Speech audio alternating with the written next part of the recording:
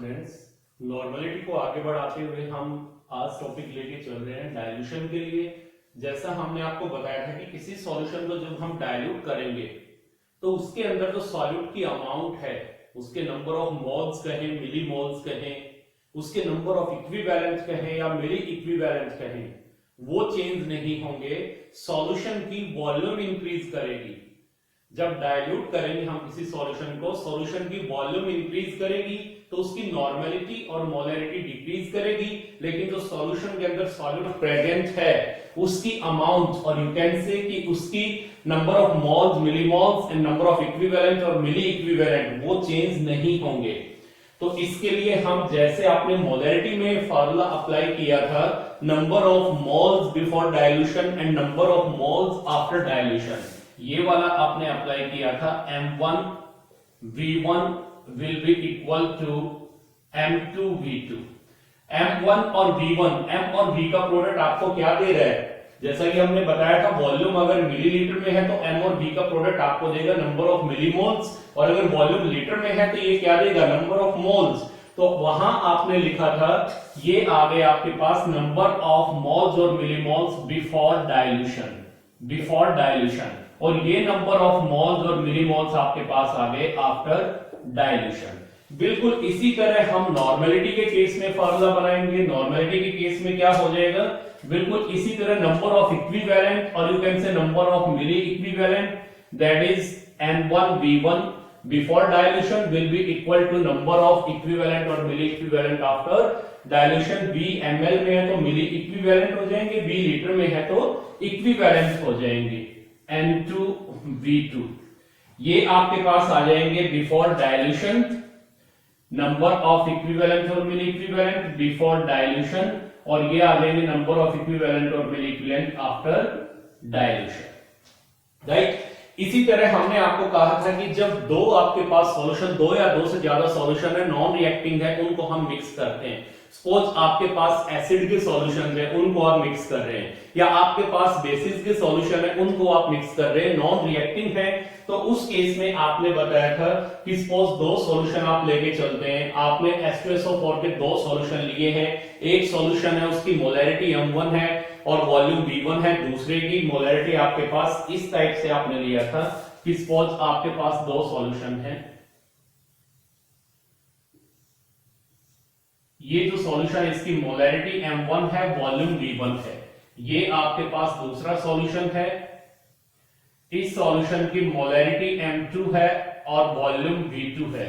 आपने इन दोनों सॉल्यूशन को मिक्स कर दिया, इन दोनों सॉल्यूशन को आपने मिक्स कर दिया। सपोज ये H2SO4 के हैं, ये भी H2SO4, ये भी H2SO4, और दोनों को आपने मिक्स कर दिया। तो अब मिक्सिंग के बाद यहां पर जो आपके पास सॉल्यूशन आएगा, इस सॉल्यूशन की मोलैरिटी क्या होगी? तो इसके लिए आपने कौन सा फार्मूला अप्लाई किया था? इसके लिए हमने आपको बताया था, ये वाला फार्मूला हम अप्लाई करेंगे कि M3 जो होगा वो किसके इक्वल हो जाएगा?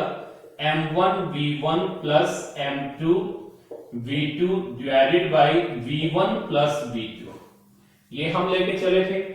अब यहां पर देखिए, इसी तरह अगर आपको यहां सॉल्यूशन की मोलैरिटी ना दे करके यहां पर आपको नॉर्मेलिटी दे दे, यहां पर ये कह दे कि आपके पास H2SO4 सॉल्यूशन है जिसकी नॉर्मेलिटी N1 है, वॉल्यूम V1 है, ये दूसरा H2SO4 सॉल्यूशन है जिसकी नॉर्मेलिटी N2 है, वॉल्यूम V2 है, दोनों को आपने मिक्स कर दिया, तो यहां पर जो आपके पास मिक्सिंग के बाद सॉल्यूशन आएगा उसकी नॉर्मेलिटी क्या होगी?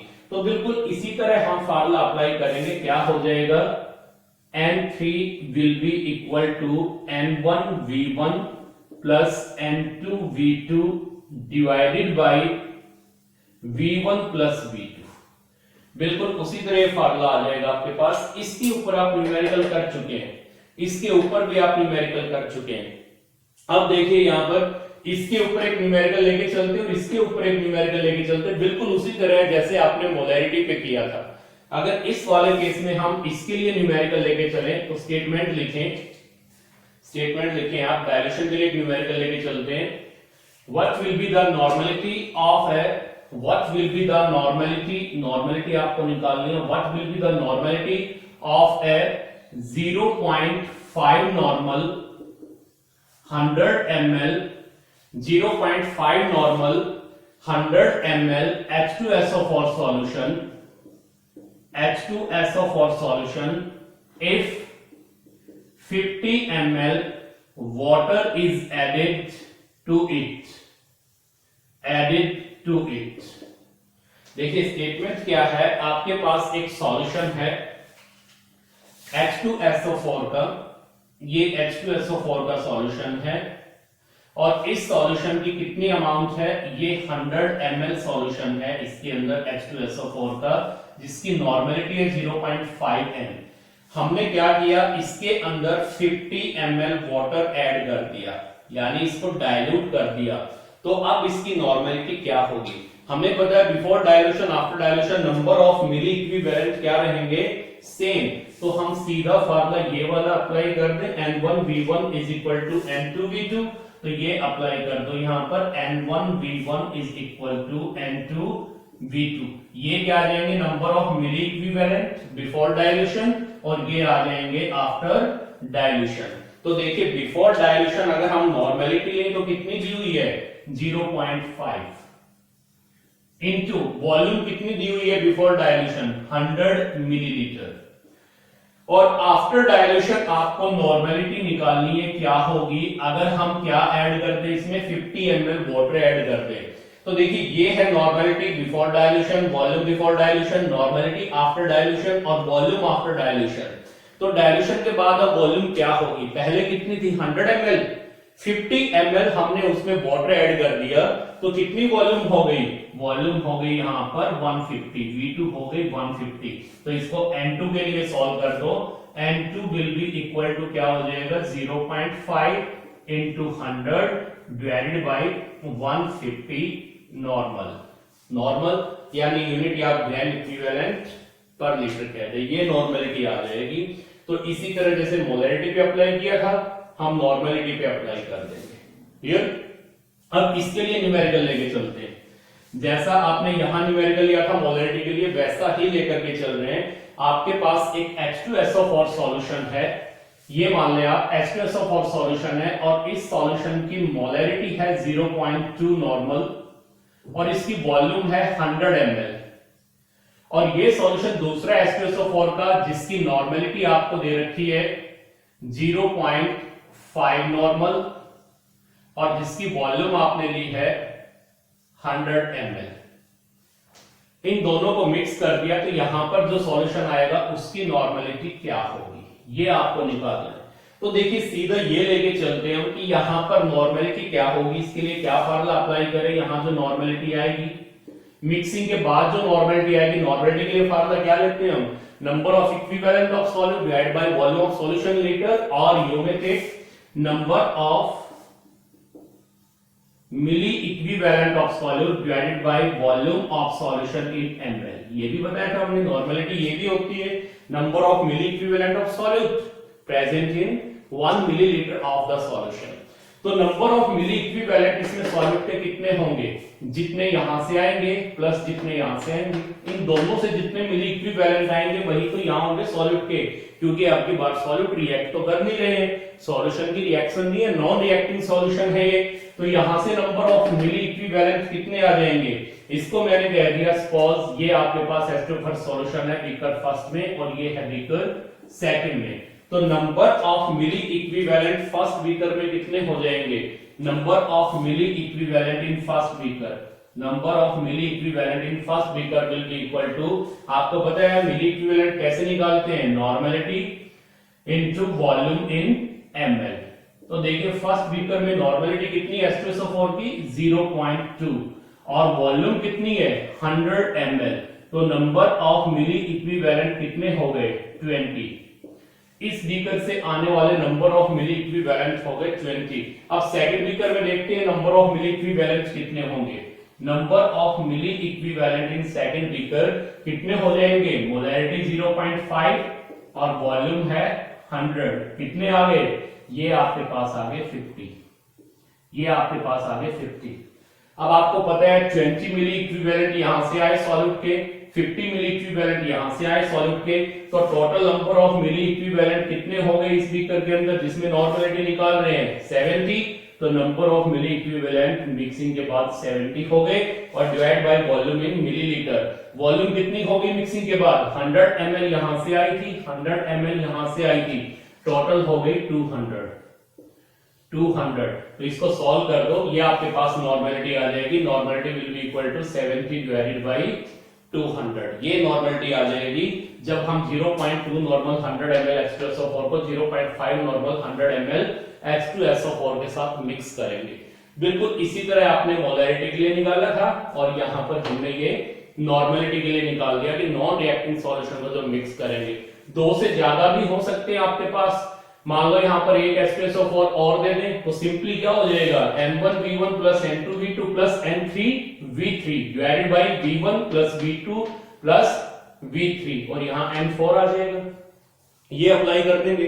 अब देखिए ये फार्मूला इसी से बना है। इस फार्मूले में अगर हम देखते हैं तो N और V का प्रोडक्ट ये क्या दे रहा है आपको N1V1। फर्स्ट बीकर के अंदर जो आपके पास N और V का प्रोडक्ट क्या देगा number of milliequivalent. First beaker में नंबर ऑफ मिली इक्विवेलेंट कितने आ गए 20, तो यहां मैंने N और V का प्रोडक्ट 20 आ गया और N2V2 का प्रोडक्ट कितना आ गया वहां से 50, दोनों को ऐड किया 70 आ गया और नीचे क्या किया आपने टोटल वॉल्यूम V1 और V2 से आने वाली 100 प्लस 100 दैट इज 200। तो ये फार्मूला यही तो है। क्लियर। अब इसमें एक चीज का और ध्यान रखें आप कि यहां पर जो नॉर्मलिटी आपके पास ये आएगी, ये नॉर्मलिटी आपसे कह दे कि ये नॉर्मलिटी किसकी है H2SO4 की, और अगर ये कह दें H पॉजिटिव की नॉर्मलिटी क्या होगी तो ध्यान रखना H पॉजिटिव की नॉर्मलिटी भी यही होगी, H पॉजिटिव की नॉर्मलिटी भी यही होगी। लेकिन मोलैरिटी के केस में ऐसा नहीं था। मोलैरिटी के केस में ऐसा नहीं था। मोलैरिटी के केस में क्या था, जितनी मोलैरिटी H2SO4 की थी उससे डबल मोलैरिटी H पॉजिटिव की थी। रीजन क्या है देखिए, इस चीज को समझिए एक बार। H2SO4 का कोई सॉल्यूशन है आपके पास पॉज और ये 100% आयनाइज होगा तो क्या देगा, अगर आपके पास 1 मोल है तो 2 मोल H पॉजिटिव के और 1 मोल देगा आपको सल्फेट आयन का, राइट। अब अगर कोई सॉल्यूशन है H2SO4 का, मैंने कह दिया कि उसकी मोलैरिटी आपके पास पॉज 0.5 है मोलैरिटी। अगर इसकी मोलैरिटी 0.5 है तो H पॉजिटिव के रिस्पेक्ट में कितनी होगी, हमें पता है कि इसका 1 मोल इसके 2 मोल दे रहा है, तो यहां 0.5 मोलैरिटी का क्या मतलब है कि H2SO4 के 0.5 मोल प्रेजेंट है 1 लीटर में, तो H पॉजिटिव के कितने हो जाएंगे 2 into 0.5, इतने मोल हो जाएंगे 1 लीटर में। तो यहां अगर मोलैरिटी 0.5 है विद रिस्पेक्ट टू H2SO4 तो H पॉजिटिव के रिस्पेक्ट में कितनी हो जाएगी उससे डबल। तो यहां 0.5 मोलर है तो H पॉजिटिव के रिस्पेक्ट में कितनी हो जाएगी आपके पास, ये हो जाएगी 1.0 मोलर, यानी 1 मोलर हो जाएगी। लेकिन अगर मैं ये कहूं कि आपके पास कोई सॉल्यूशन है और उस सॉल्यूशन की नॉर्मलिटी H2SO4 वाले की 0.5 है, 0.5 नॉर्मल सॉल्यूशन है, तो इसका क्या मतलब है कि 0.5 ग्राम इक्विवेलेंट और यू कैन से इक्विवेलेंट H2SO4 के प्रेजेंट है 1 लीटर सॉल्यूशन में, तो H पॉजिटिव के कितने ग्राम इक्विवेलेंट होंगे 1 लीटर सॉल्यूशन में, 0.5 ही आएंगे, 0.5 ही आएंगे। रीजन ये कि अगर H2SO4 का आपके पास एक इक्विवेलेंट है, सपोज H2SO4 का एक इक्विवेलेंट है, तो ये डिसोसिएट होकर के आपको एक इक्विवेलेंट देगा H पॉजिटिव का और एक इक्विवेलेंट देगा सल्फेट आयन का। लेकिन अगर यहां पर बात करें हम मोल की, तो मोल के केस में आप ध्यान रखना, मोल के केस में क्या है आपके पास, मोल के केस में आपके पास अगर 1 मोल आप लेकर के चलते हैं H2SO4 का 1 मोल, तो H पॉजिटिव के कितने मिलेंगे 2 मोल, स्टोइचियोमेट्रिक कोएफिशिएंट पे डिपेंड करेगा, और सल्फेट के कितने मिलेंगे 1 मोल। तो इसीलिए अगर यहां मोलैरिटी जितनी होगी H2SO4 की, H पॉजिटिव के रिस्पेक्ट में उससे डबल हो जाएगी, लेकिन नॉर्मेलिटी जितनी H2SO4 की होगी उतनी ही H पॉजिटिव के रिस्पेक्ट में रहेगी, क्योंकि अगर H2SO4 का एक इक्विवेलेंट है तो वो डिसोसिएट होकर के एक इक्विवेलेंट आपको H पॉजिटिव का देगा और एक इक्विवेलेंट सल्फेट आयन का देगा। तो इसलिए मैं यहां पर कह रहा था इस न्यूमेरिकल में कि जो इस बीकर में नॉर्मेलिटी आई है H2SO4 की वो कितनी आई है 70 डिवाइडेड बाय 200, तो वही with respect to H positive हो जाएगी। क्लियर? नेक्स्ट,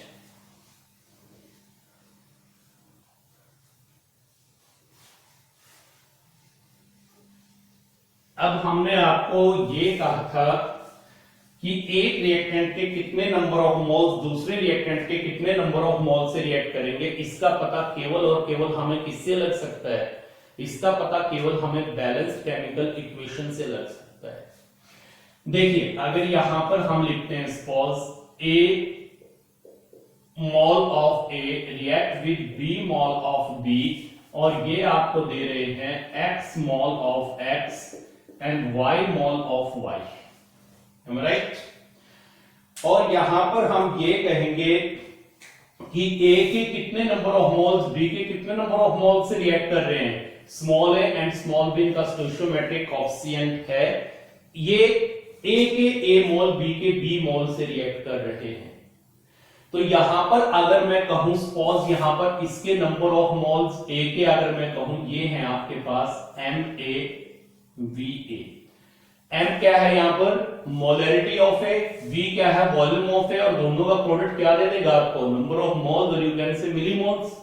और यहां पर आपके पास बी जो है रिएक्टेंट इसकी मोलरिटी बी है और वॉल्यूम इसकी वी बी है, एम बी इसकी मोलरिटी और वी बी इसकी वॉल्यूम है। तो इसका प्रोडक्ट क्या देगा, इसके नंबर ऑफ मोल्स या मिलीमोल्स, वो डिपेंड करता है वॉल्यूम एमएल में है या लीटर में है।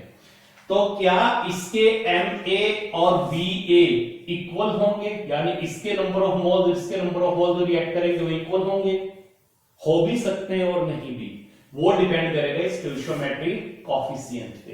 तो इनफैक्ट क्या होगा MA VA divided by a will be equal to MB VB divided by B.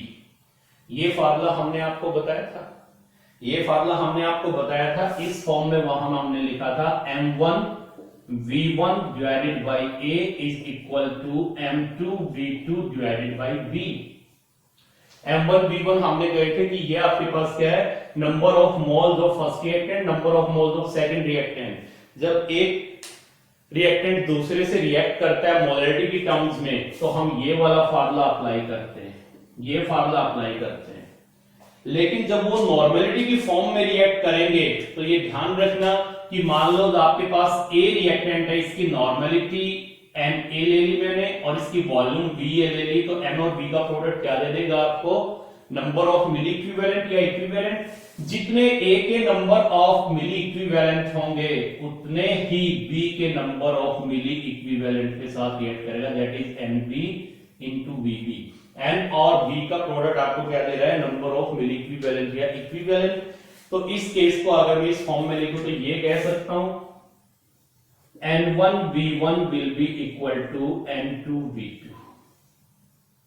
अगर दो रिएक्टेंट रिएक्ट करते हैं मोलरिटी की फॉर्म में तो ये फार्मूला अप्लाई करेंगे, और अगर दो रिएक्टेंट रिएक्ट करते हैं नॉर्मेलिटी की फॉर्म में तो हम ये फार्मूला अप्लाई करेंगे, क्योंकि एक रिएक्टेंट के जितने नंबर ऑफ मिली इक्विवेलेंट होंगे या इक्विवेलेंट होंगे दूसरे रिएक्टेंट के उतने ही मिली इक्विवेलेंट और इक्विवेलेंट के साथ रिएक्ट करेंगे। हमने आपको बताया था number of milli equivalent or you can say equivalent of one reactant reacts with same number of milli equivalent and equivalent of the other reactant and produce the same number of equivalent and milli equivalent of the products separately। मैंने ये कहा था simple way में अगर मैं कहूं कि यहां पर सपोज ए के नंबर ऑफ इक्विवेलेंट 2 हैं तो बी के भी 2 मिली के बी के 2 इक्विवेलेंट के साथ ही रिएक्ट करेगा। सपोज यहां पर ए है, इसके नंबर ऑफ इक्विवेलेंट 2 हैं, तो बी के भी कितने होंगे 2 ही के साथ रिएक्ट करेगा, और एक्स के कितने देंगे 2 और वाई के भी कितने देंगे 2। तभी हमने कहा था कि दो रिएक्टेंट जब रिएक्ट करते हैं नंबर ऑफ इक्विवेलेंट उनके सेम होंगे और जो प्रोडक्ट बनेगा उनके नंबर ऑफ इक्विवेलेंट भी वही होंगे। सेपरेटली वर्ड यूज किया था, उसका मतलब ये नहीं कि टोटल प्रोडक्ट के दो बनेंगे, इसके दो और इसके भी दो बनेंगे, ये हमने कहा था। लेकिन नंबर ऑफ मोल्स इक्वल हो ये जरूरी नहीं है। नंबर ऑफ मोल्स एक ही केस में इक्वल हो सकते हैं, अगर small a small b small x small y यानी मैं कहूं स्टोइचियोमेट्रिक कोएफिशिएंट इनका सेम है तो ही ये एक जैसे हो सकते हैं, अदरवाइज नहीं। देखिए जैसे फॉर एग्जांपल यहां पर एक एग्जांपल मैं लेकर के चलता हूं। आपने यहां रिएक्शन करवाई है, सिंपल वे में देखिए NaOH plus H2SO4 after reaction sodium sulphate plus 2H2O and 2NaOH। तो यहां पर इनका स्टोइचियोमेट्रिक कोएफिशिएंट अगर हम देखते हैं तो सोडियम हाइड्रोक्साइड का 2 है, जो क्या इंडिकेट कर रहा है कि अगर 2 मोल आपके पास सोडियम हाइड्रोक्साइड के हैं, 2 मोल अगर सोडियम हाइड्रोक्साइड के आपके पास या मिलीमोल कह सकते हैं आप, तो इसके 1 मोल से रिएक्ट करेंगे और सोडियम सल्फेट का 1 मोल मिलेगा और वाटर के 2 मोल मिलेंगे। तो नंबर ऑफ मोल्स इसके दो इसके एक के साथ रिएक्ट कर रहे थे, किससे पता चला? स्टोइचियोमेट्रिक कोएफिशिएंट से पता चला है। लेकिन number of equivalent equal number में रिएक्ट करते हैं। ये देखिए अगर इसी इक्वेशन में मैं नंबर ऑफ इक्विवेलेंट निकालता हूं, यहां पर मैं निकाल रहा हूं नंबर ऑफ इक्विवेलेंट, इसी में निकाल लो। अगर आपके पास सोडियम हाइड्रोक्साइड के 2 मोल है तो नंबर ऑफ इक्विवेलेंट कितने होंगे? आपको हमने एक फार्मूला बताया था, ध्यान हो, जिसमें हमने क्या कहा था कि number of equivalent will be equal to number of moles into n factor, बताया था। तो अगर आपके पास 2 मोल है, यहां नंबर ऑफ मोल्स कितने हैं? 2 सोडियम हाइड्रोक्साइड पे into n factor of sodium hydroxide. Sodium hydroxide का n फैक्टर कितना है? हमने बताया था सोडियम हाइड्रोक्साइड बेस और बेस का n फैक्टर क्या होता है? जितने OH नेगेटिव आयन एक मॉलिक्यूल सॉल्यूशन में फर्निश करेगा। यहां 2 molecule 2 OH negative ion furnish कर रहे हैं तो ये कितना करेगा? 1। तो इसका n फैक्टर कितना आ गया? 1। तो नंबर ऑफ इक्विवेलेंट यहां कितने आ गए? इसके 2 आ गए सोडियम हाइड्रोक्साइड के। और यहां पर देखिए अगर 1 मोल आपके पास H2SO4 है तो नंबर ऑफ इक्विवेलेंट कितने होंगे? यही नंबर ऑफ मोल H2SO4 भी कितने? 1 इनटू मल्टीप्लाई किससे कर दे? n फैक्टर से। H2SO4 अगर ये रिएक्शन देखते हैं तो एक मॉलिक्यूल कितने H पॉजिटिव रिलीज कर रहा है? 2 H पॉजिटिव फर्निश कर रहा है, तो इसका n फैक्टर कितना हो गया? 2। तो यहां पर देखिए जो हमने नीचे लिखा है ब्लू से, नंबर ऑफ मोल H2SO4 का 1 है, उसका n फैक्टर 2 है, तो नंबर ऑफ इक्विवेलेंट कितने आ गए? 2 आ गए। नंबर ऑफ इक्विवेलेंट इसके 2 आ गए। तो यहां पर देखिए 2 मोल 1 मोल से रिएक्ट कर रहे हैं, लेकिन नंबर ऑफ इक्विवेलेंट इसके 2 हैं, तो इसके 2 के साथ ही रिएक्ट कर रहे हैं। और यही चीज हम बता रहे हैं कि नंबर ऑफ इक्विवेलेंट या इक्विवेलेंट ऑलवेज इक्वल नंबर में रिएक्ट करते हैं। क्या नंबर ऑफ मोल्स भी इक्वल में कर सकते हैं? वो डिपेंड करता है इनके स्टोइचियोमेट्रिक कोएफिशिएंट पे। जैसे फॉर एग्जांपल यहां पर एक एग्जांपल और लेके चलूं मैं। अगर यहां पे हमने पुट किया reaction pause NaOH plus HCl, after reaction it will form NaCl plus water। यहां पर देखिए जो रिएक्टेंट्स है या जो प्रोडक्ट है उनका स्टोइचियोमेट्रिक कोएफिशिएंट सेम है। इसका स्टोइचियोमेट्रिक कोएफिशिएंट 1 1 1 1। तो इस केस में क्या होगा? जितने इसके नंबर ऑफ मोल्स हैं 1 मोल, तो इसके भी कितने हैं? 1 मोल, इसका भी कितना है? 1 मोल, और इसका भी कितना है? 1 मोल। इस केस में नंबर ऑफ मोल इक्वल है, तो वो डिपेंड करता है स्टोइचियोमेट्रिक कोएफिशिएंट पे। लेकिन नंबर ऑफ इक्विवेलेंट स्टोइचियोमेट्रिक कोएफिशिएंट पे डिपेंड नहीं कर रहे थे। जितने एक रिएक्टेंट के होंगे दूसरे के उतने के साथ ही रिएक्ट करेंगे। क्लियर? और देखिए यहां पर जैसे आपने ये लिखा है, एक इक्वेशन आपने लिखी सपोज N2 प्लस H2, और ये रिएक्ट करके क्या बना रहे हैं? यहां पर NH3, 2NH3, तो यहां पर हम 3 कर दें।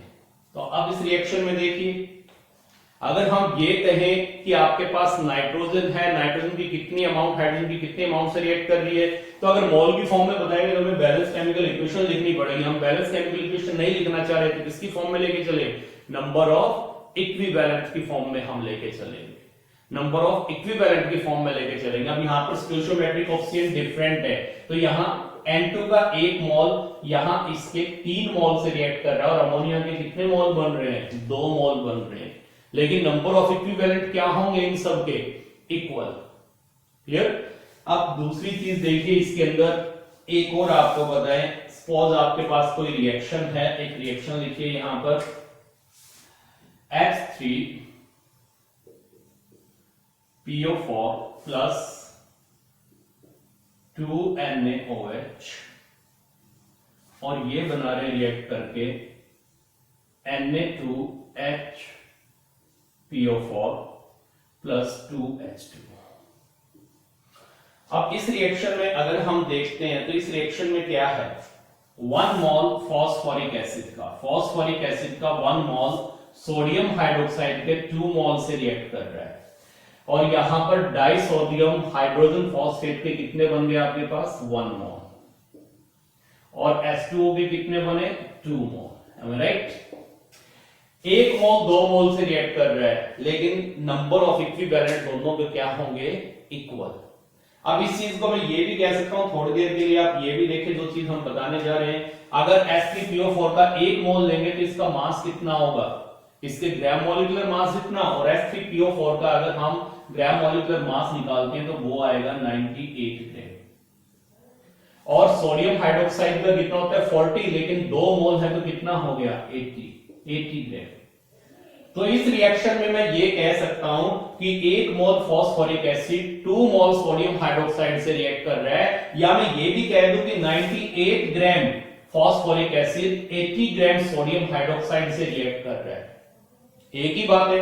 आप देखिए नंबर ऑफ इक्विवेलेंट में अगर हम देखते हैं, इसके नंबर ऑफ इक्विवेलेंट निकालिए, अगर आपके पास फॉस्फोरिक एसिड का 1 मोल है तो उसके नंबर ऑफ इक्विवेलेंट कितने होंगे, तो यहां यही फार्मूला हम अप्लाई करें, नंबर ऑफ इक्विवेलेंट निकालने, नंबर ऑफ मोल्स कितने हैं, 1 नंबर ऑफ मोल्स है फॉस्फोरिक एसिड का, और यहां इस रिएक्शन में अगर हम देखते हैं तो कितने H पॉजिटिव फर्निश कर रहा है, ध्यान से देखिए, ये 2 H पॉजिटिव फर्निश कर रहा है, यहां पर थर्ड नहीं कर रहा है। रिएक्शन देखिए, या मैं ये कहूं कि एसिड कितने OH नेगेटिव एक्सेप्ट कर रहा है, तो यहां पर इसका एक मॉलिक्यूल 2 OH नेगेटिव को के साथ रिएक्ट कर रहा है, 2 OH नेगेटिव को ले रहा है, तो यहां पर इसका n फैक्टर 2 है, तो इसका n फैक्टर 2 है, तो नंबर ऑफ इक्विवेलेंट कितने आ गए, इसके 1 मोल में नंबर ऑफ इक्विवेलेंट यहां पर होंगे 2। ये हमने क्या निकाल दिए, नंबर ऑफ इक्विवेलेंट, ये नंबर ऑफ इक्विवेलेंट आ गए 2। सोडियम हाइड्रोक्साइड के कितने होंगे, सोडियम हाइड्रोक्साइड के मोल कितने हैं आपके पास, सोडियम हाइड्रोक्साइड के हमारे पास मोल हैं 2, और सोडियम हाइड्रोक्साइड का n फैक्टर कितना है 1, तो इसके नंबर ऑफ इक्विवेलेंट कितने आ गए, इसके भी नंबर ऑफ इक्विवेलेंट ऑब्वियसली 2 ही आएंगे। तो ये देखिए, इसका 1 मोल इसके 2 मोल से रिएक्ट कर रहा है, लेकिन इसके 2 ग्राम इक्विवेलेंट इसके 2 ग्राम इक्विवेलेंट से रिएक्ट कर रहे हैं, तो नंबर ऑफ इक्विवेलेंट या मॉलिक्यूलेंट ऑलवेज इक्वल नंबर में रिएक्ट करते हैं। क्लियर। अब एक चीज और ध्यान रखिएगा, ये भी यहां इंपॉर्टेंट है, मान लो आपके पास 2 रिएक्टेंट रिएक्ट कर रहे हैं, तो फर्स्ट रिएक्टेंट का W1 ग्राम दूसरे रिएक्टेंट के W2 ग्राम से रिएक्ट कर रहा है। जैसे यहां पर फॉस्फोरिक एसिड का 98 ग्राम सोडियम हाइड्रोक्साइड के 80 ग्राम से रिएक्ट कर रहा है, तो एक रिएक्टेंट का सपोज W1 ग्राम दूसरे रिएक्टेंट के W2 ग्राम से रिएक्ट कर रहा है, तो इनके वेट का रेशियो, कौन से वेट का, जिसमें ये रिएक्ट कर रहे हैं, that is W1 divided by W2।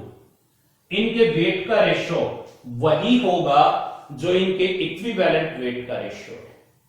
जैसे W1 फर्स्ट रिएक्टेंट है और इसका W1 ग्राम रिएक्ट कर रहा है दूसरे रिएक्टेंट के W2 ग्राम के साथ, और फर्स्ट रिएक्टेंट का इक्विवेलेंट वेट है E1 और दूसरे वाले का है E2, तो जो दोनों रिएक्टेंट के इक्विवेलेंट वेट का रेशियो होगा उसी मास के रेशियो में ये रिएक्ट करेंगे। W1 divide by W2 that is ratio of the masses in which two reactants react with each other will be equal to ratio of their equivalent weight।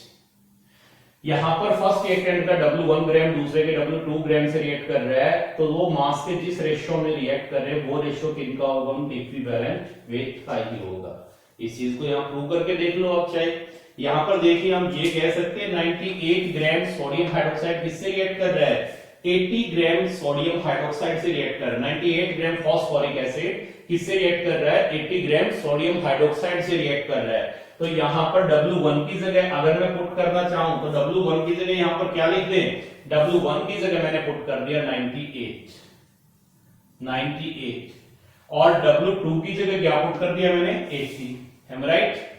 ये उस mass का ratio है phosphoric acid और sodium hydroxide के, जिस मास के ratio में react कर रहे हैं। और ये रेशियो किसके इक्वल होगा, इनके इक्विवेलेंट वेट के इक्वल होगा। अगर इनका इक्विवेलेंट वेट निकालते हैं तो यहां पर क्या आएगा, इक्विवेलेंट वेट हम कैसे निकालते हैं, देखिए इक्विवेलेंट वेट के लिए क्या फार्मूला अप्लाई करते हैं,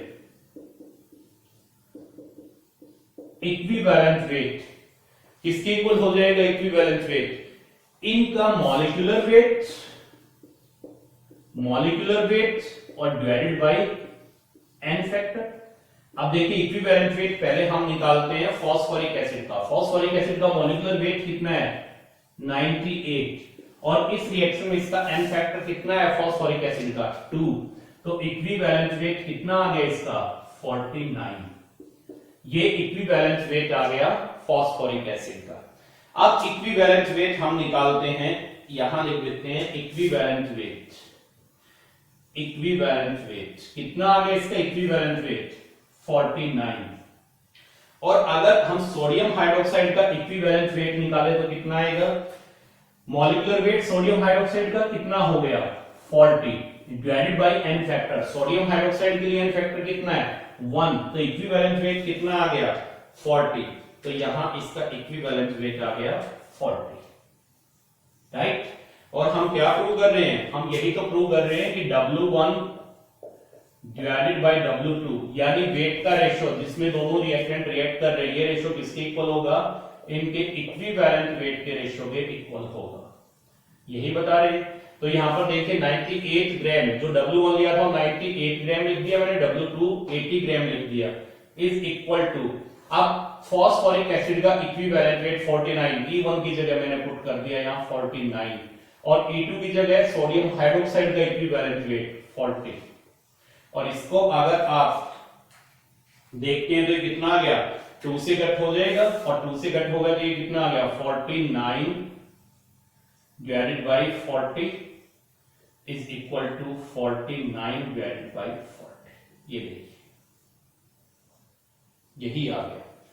तो दो रिएक्टेंट मास के जिस रेशियो में रिएक्ट करेंगे वही रेशियो किसका होगा, उनके इक्विवेलेंट वेट का होगा। अब ऐसी कोई बड़ी बात नहीं है, ये चीज वही है, ध्यान से देखिए ये चीज वही है, ऐसा कुछ भी नहीं है। इसमें आपने लिखा है W1 divided by W2 is equal to E1 divided by E2। अब W1 क्या है, फर्स्ट रिएक्टेंट का वेट, W2 क्या है, दूसरे रिएक्टेंट का वेट, और E1 क्या है, फर्स्ट रिएक्टेंट का इक्विवेलेंट वेट, और E2 क्या है, दूसरे रिएक्टेंट का इक्विवेलेंट वेट। तो इसको अगर मैं थोड़ा सा रीअरेंज करके लिखूं तो आप इसको क्या लिख सकते हैं, हल्का सा इसको रीअरेंज करिए आप, और अगर इसको आप रीअरेंज करते तो क्या आ गया, W1 divided by E1 is equal to W2 by E2, um right. और हमने आपको एक चीज बताई थी, नंबर ऑफ इक्विवेलेंट अगर आप निकालते हो, नंबर ऑफ इक्विवेलेंट किसके इक्वल होते हैं, weight in gram divided by equivalent weight, weight in gram divided by equivalent weight. तो यहां पर ये क्या दे रहे हैं आपको, weight in gram divided by equivalent weight, तो ये क्या आ गए, ये आपके पास आ गए नंबर ऑफ इक्विवेलेंट, ये आ गया आपके पास number of equivalent of first reactant, number of equivalent of first reactant, और ये क्या आ गए, number of equivalent of second reactant. और ये आपको पता ही है कि number of equivalent always reacts in equal number. तो इसलिए हम कह रहे हैं, यही से ये चीज आई है कि दो रिएक्टेंट जिस मास के रेशियो में रिएक्ट करेंगे वही रेशियो उनके इक्विवेलेंट वेट का होगा। तो देखिए यहां पर हमने ये भी प्रूव कर दिया कि यहां एक रिएक्टेंट के कितने मोल दूसरे के कितने मोल से रिएक्ट करेंगे बैलेंस केमिकल इक्वेशन से पता चलेगा। लेकिन नंबर ऑफ इक्विवेलेंट, यहां पर ये नंबर ऑफ इक्विवेलेंट हमने लिए हैं, नंबर ऑफ इक्विवेलेंट इसके दो हैं तो इसके दो के साथ रिएक्ट कर रहे हैं, इक्वल नंबर में रिएक्ट कर रहे हैं। और हमने ये भी प्रूव कर दिया कि ये रिएक्टेंट जब इस रिएक्टेंट से रिएक्ट करेगा तो इनके वेट का जो रेशियो होगा वो किसके इक्वल होगा, इनके इक्विवेलेंट वेट के रेशियो के इक्वल होगा। क्लियर। अब देखिए एक न्यूमेरिकल लेकर के चलते हैं।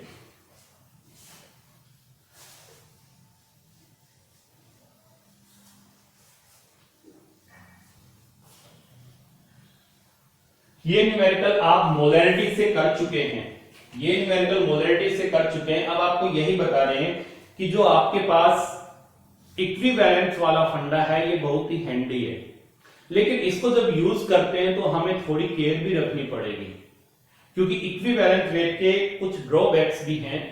ड्रॉबैक्स इन द सेंस कि इसको अप्लाई करते वक्त बच्चे गलतियां कर देते हैं कुछ केसेस में।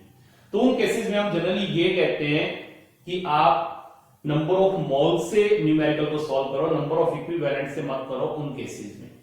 लेकिन अगर बच्चा थोड़ा ध्यान रखता है तो नंबर ऑफ इक्विवेलेंट से भी कर सकता है।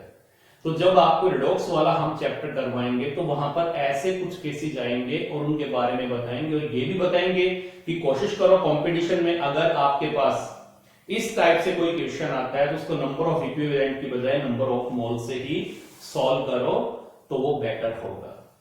देखिए आपके पास एक सॉल्यूशन है, ये वाला न्यूमेरिकल हम पहले भी कर चुके हैं मोलैरिटी की फॉर्म में, वही न्यूमेरिकल फिर से आपको हम दे रहे हैं कि देखिए कैसे हम बगैर बैलेंस केमिकल इक्वेशन लिखे उस न्यूमेरिकल को कर सकते हैं। Calculate the molarity of A solution, आपको मोलैरिटी निकालनी है। Calculate the molarity of A solution obtained by mixing 0.2 molar 100 ml H2SO4 with 0.2 molar और 100 ml ही ले ले 100 ml सोडियम हाइड्रोक्साइड सॉल्यूशन।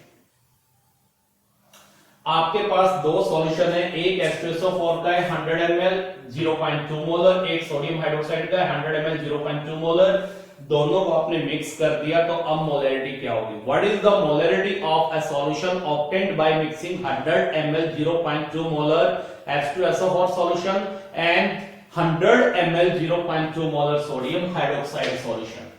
तो देखिए पहले इसको मोलैरिटी की फॉर्म में करते हैं, जो आप ऑलरेडी कर चुके हैं आप मोलैरिटी की फॉर्म में। तो देखिए मोलैरिटी की फॉर्म में हम कैसे करें, ये हमें कैसे पता चलेगा कि H2SO4 के कितने नंबर ऑफ मिलीमोल्स कितने सोडियम हाइड्रोक्साइड के मिलीमोल से रिएक्ट कर रहे हैं, तो उसके लिए बैलेंस केमिकल इक्वेशन लिखनी पड़ेगी। तो यहां पर हम लिखते हैं H2SO4 plus 2NaOH after reaction ये क्या देगा आपको, sodium sulphate plus 2H2, right.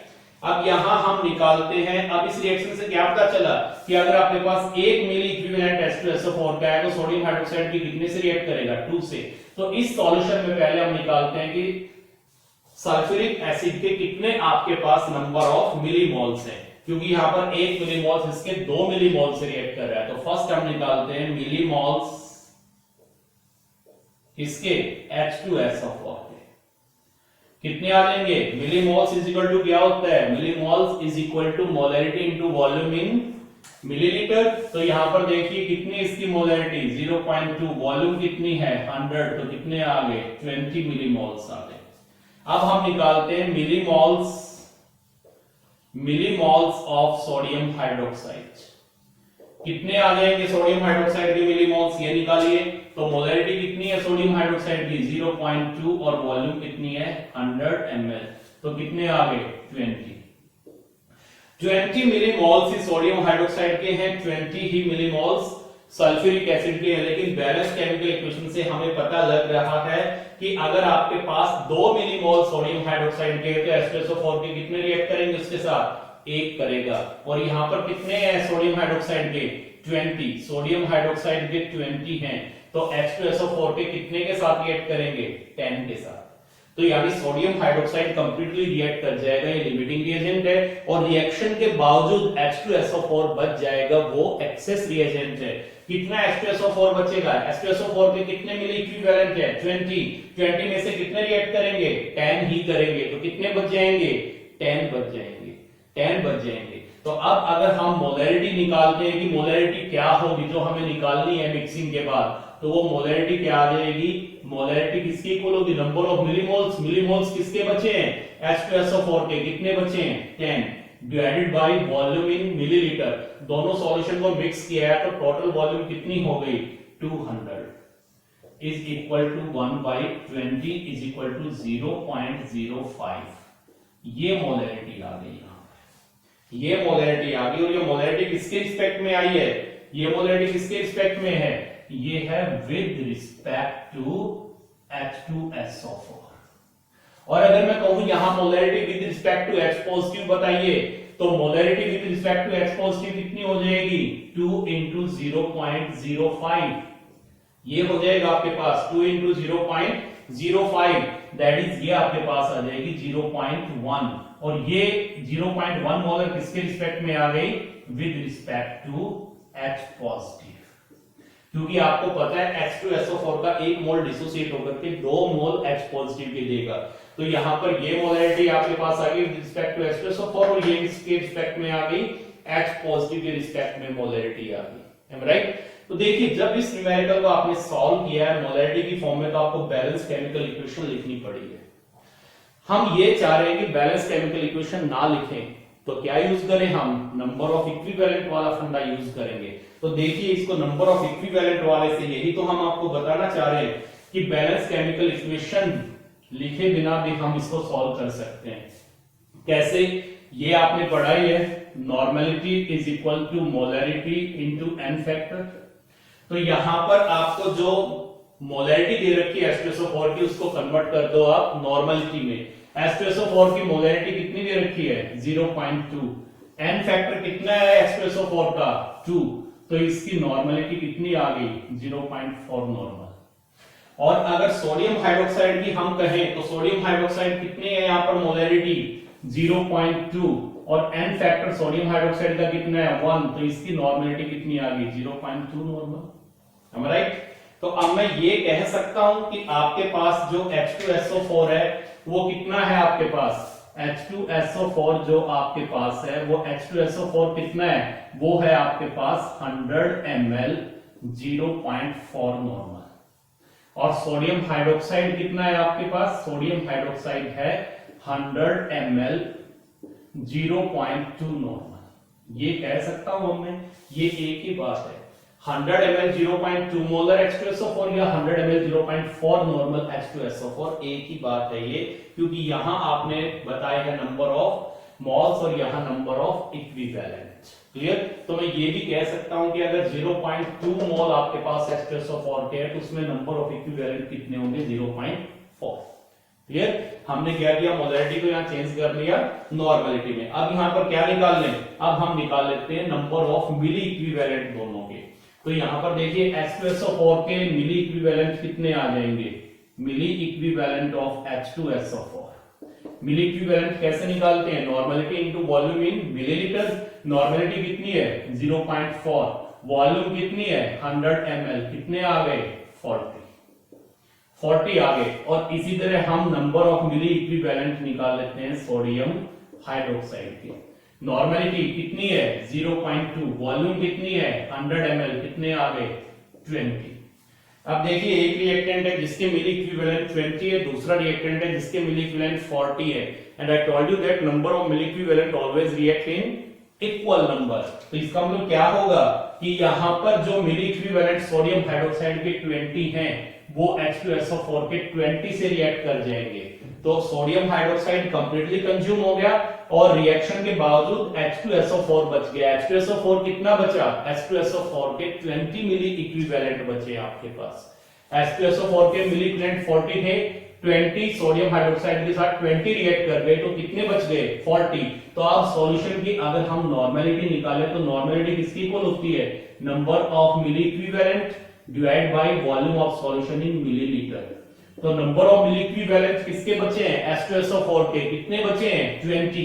तो यहाँ 20 लिख दूं मैं, और divide by volume of solution in millilitre. दोनों को मिक्स किया था, 100 ml H2SO4 था, 100 ml सोडियम हाइड्रोक्साइड था, दोनों को मिक्स किया तो वॉल्यूम कितनी हो गई, 200। तो कितना आ गया ये, इसको सॉल्व किया, ये आपके पास आ गया 1/10, दैट इज 0.1 नॉर्मल। यहां आपके पास ये क्या आ गई, ये नॉर्मेलिटी आ गई सॉल्यूशन की विद रिस्पेक्ट टू H2SO4। लेकिन आपको तो क्या चाहिए, मोलैरिटी। तो वही फार्मूला अप्लाई करें, normality is equal to molarity into n factor, और इस नॉर्मेलिटी को कन्वर्ट कर दो मोलैरिटी में। तो नॉर्मेलिटी कितनी आ गई, 0.1। आपको क्या चाहिए, मोलैरिटी n फैक्टर। अब ये नॉर्मेलिटी किसके रिस्पेक्ट में है, this is with respect to H2SO4। तो ऑब्वियसली n फैक्टर यहां किसका आएगा, H2SO4 का, वो कितना है, 2। then molarity is equal to 0.1 divided by 2 is equal to 0.05 molar। और ये किसके रिस्पेक्ट में आ गई, विद रिस्पेक्ट टू H2SO4। ये आ गई आपके पास molarity with respect to H2SO4 0.05। यहां भी कितनी आई थी, 0.05। और इससे हमने किया तो क्या फायदा हो गया, आप खुद ही देख रहे हैं, हमने कहीं भी बैलेंस केमिकल इक्वेशन नहीं लिखी है, यहां बैलेंस केमिकल इक्वेशन लिखने की जरूरत पड़ी थी, ये पता लगाने के लिए कि एक रिएक्टेंट के कितने मिलीमोल्स दूसरे के कितने मिलीमोल से रिएक्ट करते हैं। यहां हमें बैलेंस केमिकल इक्वेशन की जरूरत नहीं पड़ी, क्योंकि हमें पता है कि नंबर ऑफ मिली इक्विवेलेंट्स जितने एक रिएक्टेंट के होंगे दूसरे के उतने के साथ ही रिएक्ट करेंगे। नंबर ऑफ इक्विवेलेंट और इक्विवेलेंट इक्वल नंबर में रिएक्ट करते हैं, राइट। अब देखिए यहां पर नॉर्मेलिटी आई है विद रिस्पेक्ट टू किसके आई है नॉर्मेलिटी, ये आई है विद रिस्पेक्ट टू H2SO4। तो देखिए इस चीज को भी मैं क्लियर करता हूं, ये normality with respect to H2SO4 है, तो यही नॉर्मेलिटी क्या होगी, यही नॉर्मेलिटी होगी with respect to H positive. मैंने आपको बताया था H2SO4 का एक इक्विवेलेंट है तो डिसोसिएट होके एक इक्विवेलेंट ही देगा H पॉजिटिव का। तो ये normality with respect to H2SO4 और यही normality with respect to H positive, सही है। तो नॉर्मेलिटी H पॉजिटिव के रिस्पेक्ट में 0.1 है, तो मोलैरिटी भी क्या होगी, H पॉजिटिव के रिस्पेक्ट में 0.1 ही होगी। रीजन, यही फार्मूला अप्लाई करके देख लो, यही फार्मूला अप्लाई करके देख लो बेशक। सपोज यहां से हम लेके चलते हैं कि नॉर्मेलिटी कितनी आ गई, ये आपको करें, नॉर्मेलिटी कितनी आ गई यहां पर 0.1, ये n की जगह में 0.1 लिख रहा हूं नॉर्मेलिटी। आपको चाहिए क्या है, molarity, that is m into n factor. H positive का n फैक्टर क्या होगा, आयन का n फैक्टर मैंने क्या बताया था, चार्ज ऑन द आयन, और H पॉजिटिव की कितना चार्ज है, 1+, तो इसका मतलब क्या आ गया, इसका n फैक्टर 1। तो मोलैरिटी क्या आ जाएगी, molarity is equal to 0.1 with respect to H positive. और यहां भी क्या आई थी with respect to H positive, 0.1 ही आई थी, क्लियर। तो इस न्यूमेरिकल को हम देखिए, अब यहां तो ये इजी वाली रिएक्शन की आपने लिख दी, ऐसी रिएक्शंस आ जाएंगी कि आप कंफ्यूज हो जाएंगे, या कंफ्यूज नहीं होंगे, उस रिएक्शन को लिखेंगे तो टाइम कंज्यूम करेगी। तो इस टाइप से न्यूमेरिकल करने में अगर आपको 5 मिनट लगती हैं, तो इस टाइप से जब न्यूमेरिकल को करेंगे तो आप हद है कि आप उसको 50 सेकंड में ही सॉल्व कर देंगे, राइट। तो इस तरीके से हम इसको कर सकते हैं। एक और एग्जांपल हम लेकर के चलते हैं, यहां पर देखिए, what volume of sodium, what volume of 0.5 molar आपको निकालना है, what volume of 0.5 molar sodium hydroxide solution is required to react completely with 100 ml 0.2 molar H2SO4 solution, ये आपको निकालना है। What volume of 0.5 molar sodium hydroxide solution will be required to react with 100 ml 0.2 molar H2SO4 solution. Statement क्या है, ध्यान से देखिए। आपके पास एक कंटेनर है, इस कंटेनर में आपके पास है सोडियम हाइड्रोक्साइड जिसकी मोलैरिटी दे रखी है 0.5 मोलर, और ये इसके अंदर प्रेजेंट है सोडियम हाइड्रोक्साइड। एक दूसरा कंटेनर है, यूपेन से बीकर है आपके पास, इसके अंदर आपके पास H2SO4 है, कितना है 0.2 मोलर, और 100 मिलीलीटर ये H2SO4 है। तो क्वेश्चन ये है कि सोडियम हाइड्रोक्साइड जो कि 0.5 मोलर है, इसकी कितनी वॉल्यूम हम इसमें ऐड करें कि H2SO4 कंप्लीटली न्यूट्रलाइज हो जाए। ये आपके पास क्वेश्चन है। What volume of 0.5 molar sodium hydroxide is required to neutralize completely 100 ml 0.2 molar H2SO4 solution? सही है। तो देखिए दोनों तरीके से कर सकते हैं, मॉल की फॉर्म में भी इक्विवेलेंस की, मैंने बताया कि इजी किससे हो जाएगा फटाफट, इक्विवेलेंस की फॉर्म में। तो हम क्या करें, इक्विवेलेंस की फॉर्म में करते हैं। तो अगर आपके पास 0.2 मोलर सोडियम हाइड्रोक्साइड सॉल्यूशन है तो इसकी नॉर्मलिटी निकाल लो, नॉर्मलिटी कितनी हो जाएगी। अभी आपको फार्मूला बताया था, normality is equal to molarity into N factor, और यहां पर मोलैरिटी कितनी दी हुई है 0.2, एन फैक्टर H2SO4 का 2 हो जाएगा, तो कितनी आ गई 0.4 नॉर्मल।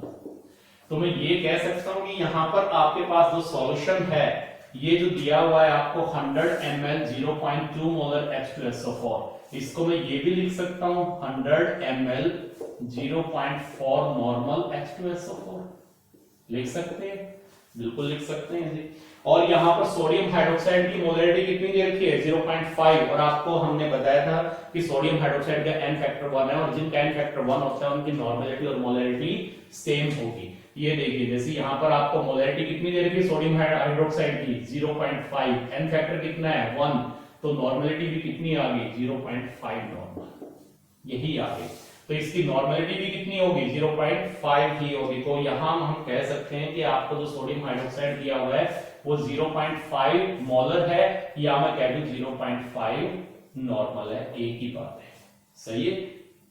तो अब यहां पर मैं ये लिख सकता हूं कि आपके पास जो सोडियम हाइड्रोक्साइड है वो कितना है 0.5 नॉर्मल, कह सकता हूं मैं, बिल्कुल कह सकते हैं। और जो H2SO4 है वो कितना है 0.4 नॉर्मल, ये भी कह सकते हैं। तो अब ये निकाल लो कि यहां इस बीकर में H2SO4 के नंबर ऑफ मिली इक्विवेलेंट कितने हैं।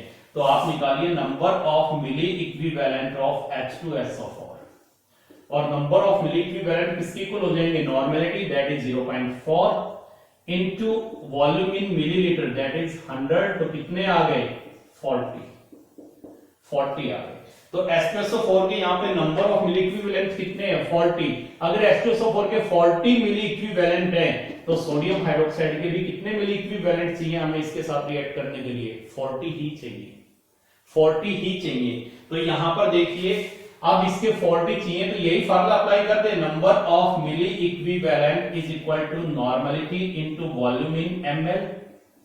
अब आपको ये पता है कि इस बीकर में H2SO4 के 40 मिली इक्विवेलेंट हैं, तो सोडियम हाइड्रोक्साइड के मिली इक्विवेलेंट भी कितने चाहिए इसके साथ रिएक्ट करने के लिए 40, और सोडियम हाइड्रोक्साइड की नॉर्मलिटी कितनी है 0.5, तो उसकी क्या निकाल दें, वॉल्यूम निकाल दो, ये वॉल्यूम आ जाएगी इसकी, यहां से इसको सॉल्व कर दो, ये वॉल्यूम आ जाएगी। तो V इज इक्वल टू क्या आ जाएगा आपके पास 40 डिवाइडेड बाई 0.5, ये आ जाएगा आपके पास 40 डिवाइडेड बाई 0.5, इसको सॉल्व कर दो तो कितना आ गया 80 ml, ये आ जाएगा आपके पास इसको सॉल्व करने पे। तो कितनी वॉल्यूम लगेगी इसकी 80 ml लगेगी, राइट। तो देखिए अगर आप इसी न्यूमेरिकल को चाहते तो आप मोलैरिटी से भी नंबर ऑफ मोल से भी कर सकते हैं, लेकिन आपको क्या लिखना पड़ता है, बैलेंस केमिकल इक्वेशन लिखनी पड़ती। यहां पर बैलेंस केमिकल इक्वेशन को हमने क्या किया है, अवॉइड कर दिया है, बैलेंस केमिकल इक्वेशन को हमने अवॉइड कर दिया है और इसको हमने सीधा मिली इक्विवेलेंट की फॉर्म में सॉल्व कर दिया है। तो मिली इक्विवेलेंट या इक्विवेलेंट वाला फंडा जो है ये हमारे टाइम को सेव करता है कंपटीशन में, तो इसकी प्रैक्टिस करिए आप मिली इक्विवेलेंट वाले फंडे की, बहुत ही इंपॉर्टेंट फंडा है ये। और इसका कंसेप्ट मेनली किससे क्लियर होगा, एन फैक्टर। अगर आपको एन फैक्टर निकालना आ गया तो ये इजीली आप निकाल सकते हैं, इसमें कोई भी प्रॉब्लम नहीं होगी। तो ये हमने आपको बताया, मोलैरिटी के बारे में बताया, आपको नॉर्मलिटी के बारे में बताया। तो नॉर्मलिटी, मोलैरिटी, मोलालिटी यानी कि कंसंट्रेशन टर्म्स आपकी ऑलमोस्ट जितनी भी हैं वो हमने कवर कर दी हैं। अब इनके न्यूमेरिकल्स की आप प्रैक्टिस करिए।